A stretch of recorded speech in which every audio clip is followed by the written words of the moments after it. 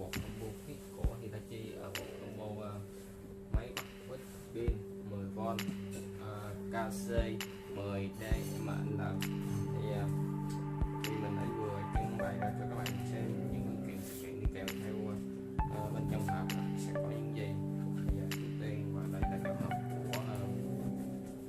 của máy. Thì trên vỏ hộp này nó sẽ giúp các bạn có website của Hitachi và mã vạch của máy để giúp các bạn không bị nhầm lẫn là khi mua hàng giả. Thì bên trong máy chúng ta nó sẽ có hai cuốn sách hướng dẫn sử dụng đi kèm theo hai máy, và theo đó là một cục sạc và hai cục pin và hai máy. Thì máy này là máy WH10DAL. Thì máy này là máy bắt quýt, chuyên về bắt quýt. Khi các bạn muốn bỏ mũi vào, bạn chỉ cần kéo cái đầu này lên thì các bạn có thể bỏ vào được. Trên máy này sẽ có các thương hiệu của Hitachi.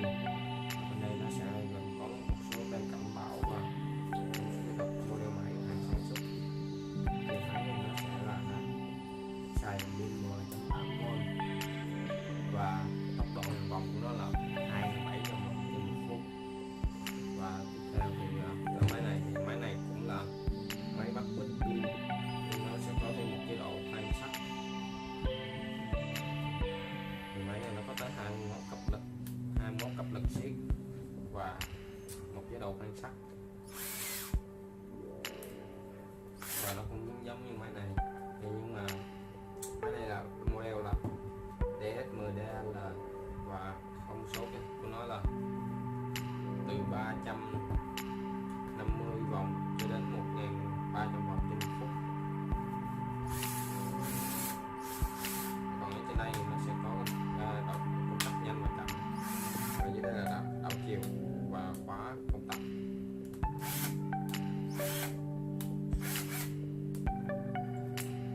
Thì mình đã vừa giới thiệu cho các bạn về dòng bộ công cụ của Hitachi, bộ công cụ máy khoan bắt quýt của Hitachi KC10DML.